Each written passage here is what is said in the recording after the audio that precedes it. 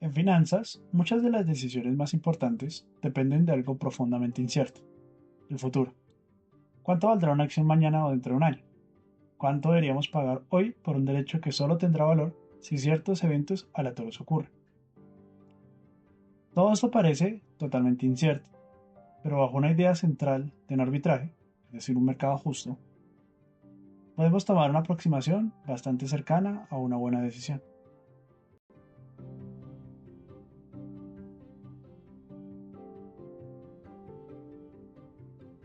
Ahora bien, una opción nos permite encontrar un marco en donde responder estas cuestiones.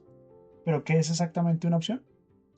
Una opción es un contrato financiero que te da un derecho, pero no la obligación de realizar una operación en el futuro. Nosotros trabajaremos con opciones europeas call, que son contratos que tienen un precio de ejercicio K, un tiempo de vencimiento T y un activo subyacente S. Es decir, es un contrato que nos da la opción de comprar una acción S a valor K en el tiempo T. Ahora, notemos que si el precio de ejercicio K es menor al precio de la acción en tiempo T, conviene ejercer el derecho de compra, pues compramos una acción a valor menor y la podemos vender en el mercado al precio SDT, quedándonos con la diferencia.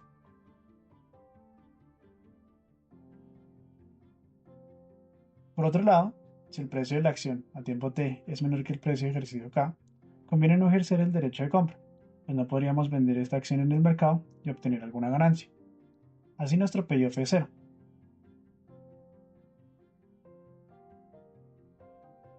Todo esto se reduce en la siguiente fórmula. Esta fórmula es llamada la función de contrato.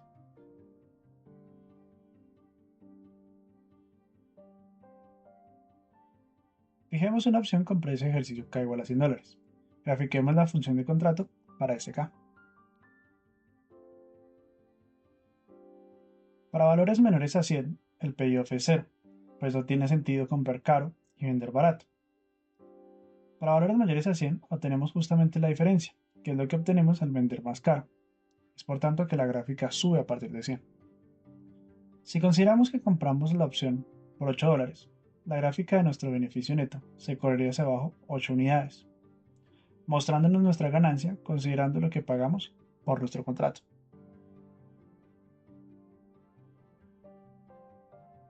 Ya vimos cuál es el payoff de nuestra opción al tiempo T, y este sería el precio justo que tendríamos que pagar por la opción si la compráramos en T. Pero resulta que en general nosotros no compramos la opción el mismo día que se evalúa la acción. No tendría sentido, pues no ganaríamos nada, ya que nadie pondría un precio de ejercicio K distinto al precio de la acción. Es por tanto que tenemos que definir para un tiempo T menor a T cuál es el precio razonable o justo bajo algún sentido. Por el momento, diríamos que pi de tx es ese precio justo que tenemos que pagar por una opción con payoff x en el tiempo t.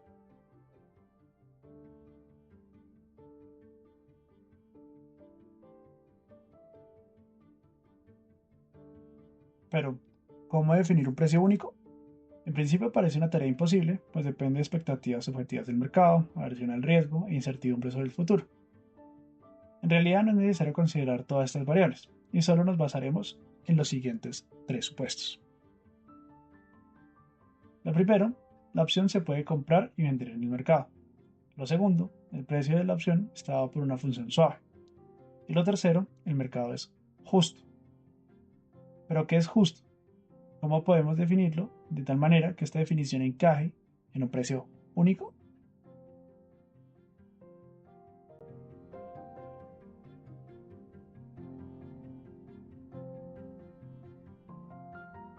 Aquí es donde entra el concepto de arbitraje. De manera intuitiva, un mercado tiene posibilidad de arbitraje si existen estrategias o máquinas de hacer dinero gratis. De manera matemáticamente rigurosa, una posibilidad de arbitraje es un portafolio autofinanciado H, el cual cumple tres condiciones. La primera es que no se pierde dinero al inicio, la segunda que nunca se pierde y la tercera que se tiene una posibilidad de ganar.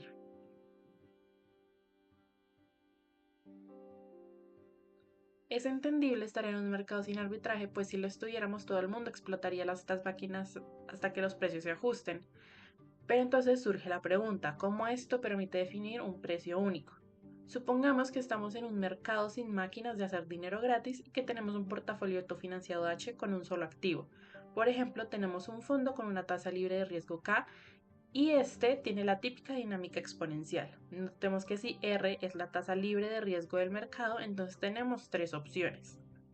La primera opción, que K sea mayor a R, y entonces podemos pedir dinero prestado al banco a una tasa R y este dinero lo reinvertimos inmediatamente a la tasa K.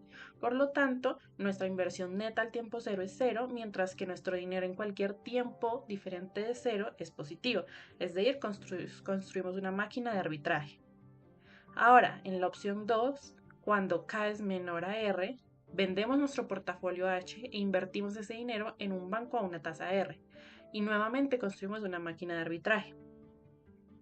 Por lo tanto, la única opción posible en un mercado libre de arbitraje es que R sea igual a K y por lo tanto cualquier portafolio autofinanciado sin parte aleatoria, es decir, sin riesgo, crece la misma tasa libre de riesgo del mercado.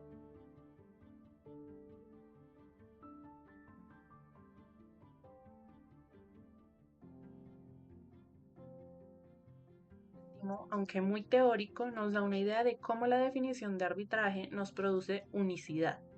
Ahora vamos a aplicar esta idea de alguna manera para encontrar una fórmula explícita para la valoración de nuestra opción antes de la fecha de vencimiento.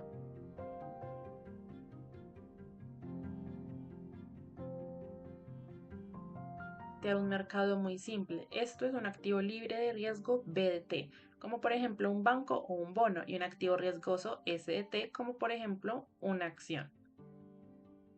El activo no riesgoso va a tener la siguiente dinámica. Y el activo riesgoso va a tener la siguiente dinámica, donde alfa es la tasa media local de rendimiento y sigma es la volatilidad local. Básicamente, la primera parte de la ecuación nos está describiendo el crecimiento que tendría un fondo si no tuviéramos riesgos, como en el banco, y la segunda parte nos describe esa parte aleatoria y riesgosa del mercado. Por eso se multiplica por el browniano. De manera más intuitiva, si lo vemos de manera discreta, lo que vemos es que el cambio en una acción está determinado por una porción del valor actual más una porción aleatoria determinada por el browniano. Dado que los incrementos de browniano se distribuyen normal con media cero y varianza h, la parte aleatoria tiene justamente esas características. Ahora recordemos que nuestra función de contrato, es decir, la función que valora nuestra acción al tiempo t, está dada por pi igual a f. Por otro lado, como acabamos de ver, S satisface una ecuación diferencial con un término aleatorio, es decir, satisface una ecuación diferencial estocástica. Como f y s se relacionan por composición, quisiéramos aplicar la regla de la cadena y obtener una ecuación para f. Esto en principio no es posible por el término estocástico, pero gracias a la fórmula de Ito tenemos la siguiente regla de la cadena llamada fórmula de Ito para obtener dicha ecuación. Se aplica nuestra f y se tiene que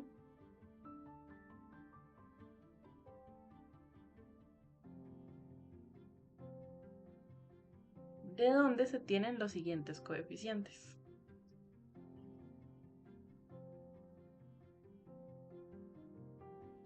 Ahora es donde entra el arbitraje a tomar un papel protagónico.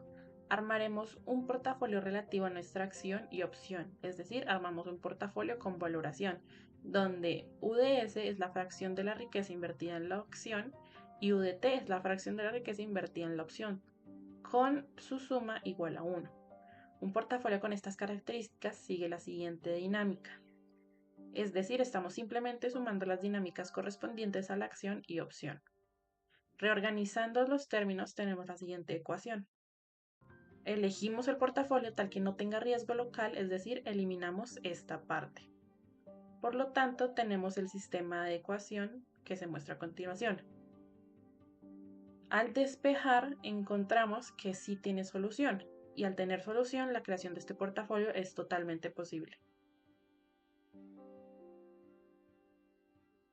De esta manera, la dinámica de este portafolio solo queda con la parte no riesgosa, es decir, queda la siguiente ecuación.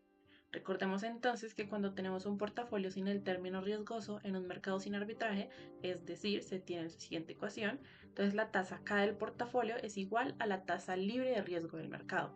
Como nuestro mercado solo cuenta con dos activos y solo uno de ellos es no riesgoso, la del banco BDT, entonces ese K debe ser igual a R, es decir, tenemos la siguiente relación. De modo que reemplazando los valores se obtiene el siguiente desarrollo.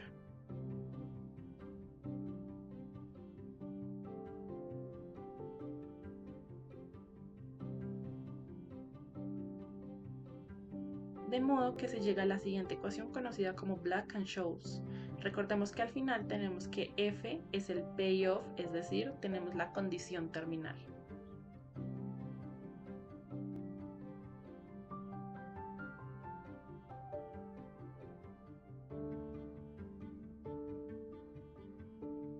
La ecuación, ahora sí podemos encontrar a F. En general esto no es posible, pero para este caso resulta que podemos obtener una fórmula cerrada gracias al teorema de Feynman-Kac, el cual se esboza a continuación.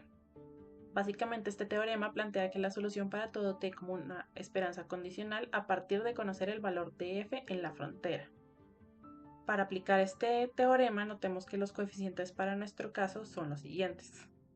Al aplicar nos queda la siguiente forma de f.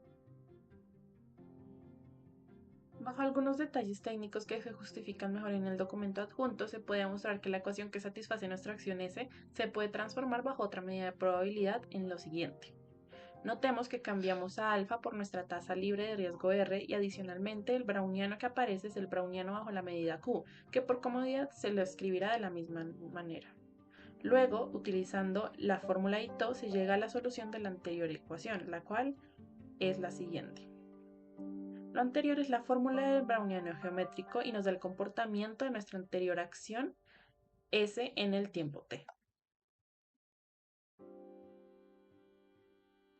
S, en la fórmula del teorema de Feynman encontramos una fórmula explícita para la valoración de opciones en el tiempo t menor o igual a t mayúscula. Vemos rápidamente algo del álgebra.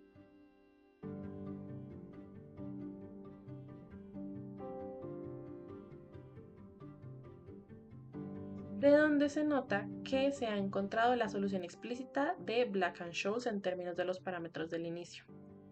Reemplazando para un precio de ejercicio de $100, una volatilidad del 20%, una fecha de vencimiento de un año y una tasa libre de riesgo al 10%, y variando t tenemos la siguiente gráfica para f para diferentes precios de la acción. Como vemos, a medida que el tiempo se acerca al vencimiento, es decir, a t mayúscula, la gráfica se acerca más y más al payoff.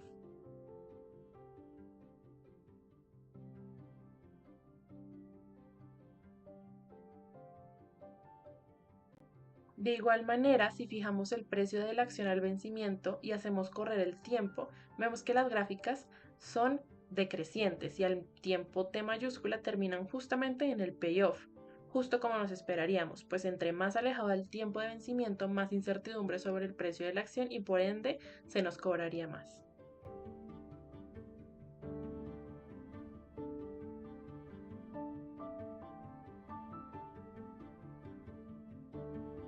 Ahora, es necesario contrastar la validez del modelo frente a la evidencia empírica de los mercados financieros reales. Para empezar, vamos a introducir una de las letras griegas más importantes en finanzas, el delta. Teóricamente, el delta es la sensibilidad de primer orden del precio de la opción con respecto al precio del activo subyacente. En términos simples, indica cuánto cambiará el precio de tu opción si el precio de la acción, que es el activo subyacente, cambia en una unidad. Es básicamente una aproximación lineal. En la gráfica, la línea roja cambia según el tiempo que falta para el vencimiento, el time to maturity. A medida que se acerca la fecha de vencimiento, la línea roja toma la forma de una función sigmoide, a lo que se le conoce en finanzas como el diagrama de palo de hockey. hockey stick diagram. Esto significa que cerca del vencimiento, el delta cambia drásticamente alrededor del precio de ejercicio, el strike price. Si se está muy cerca del strike, pequeñas variaciones de la acción causan grandes saltos en la probabilidad de terminar con ganancias. Ahora bien, para poner un ejemplo de esta definición, imaginemos un escenario. Supongamos que el precio de la acción es $100 y el delta en la gráfica, la línea roja, marca 0,60, un 60%. Si la acción sube de $100 a 101, un aumento de $1, esperaríamos que el precio de la opción suba aproximadamente 60 centavos. Otra forma de interpretarlo, usualmente, al delta como una aproximación de la probabilidad. Un delta del 60 implica que hay aproximadamente un 60% de probabilidad de que la opción expire in the money. La idea principal de la aplicación es utilizar delta para vender opciones y cubrirnos de los movimientos aleatorios del mercado. Al comprar el porcentaje de acciones que nuestro delta nos indique, vamos a estar protegidos a gran parte del riesgo de mercado. Es decir, suponiendo un delta el 0,60 para realizar delta hedging, vamos a tener por cada 100 opciones call que vendamos unas 60 acciones del activo subyacente para cubrir los movimientos de primer orden del mercado. Vamos a suponer un rebalanceo diario que no incurra en costos. Para aplicar esta metodología, en la práctica vamos a tomar el índice S&P 500 que hace seguimiento a las 500 empresas más importantes de Estados Unidos. Vamos a tomar un año de datos que no va a conocer el modelo y 2 años de historia para determinar los valores. Y en este caso vamos a considerar 3 escenarios. Primero, la posición descubierta. El riesgo base de vender las opciones sin intervención matemática y estar completamente expuesto al riesgo de mercado. También tenemos la cobertura estática, Black-Scholes clásico, donde sucede un rebalanceo diario asumiendo sigma constante, donde vamos a tener el porcentaje de acciones que nuestro delta nos indique. Está marcado gráficamente con la línea azul. También tenemos la cobertura dinámica adaptativa, una extensión numérica donde el parámetro de volatilidad se recalcula en cada paso y lo vemos gráficamente en la línea verde. Como vemos, la posición descubierta en el caso de un call nos genera mayores pérdidas y tiene un movimiento de ganancias bastante caótico, lo cual genera un riesgo mayor y así que sea una inversión más riesgosa vender un call sin cobertura. En contraste, la cobertura estática y dinámica, basada por la fórmula de Black-Scholes, da los resultados esperados donde nos genera el valor de la prima y va aumentando a medida que aumenta el tiempo.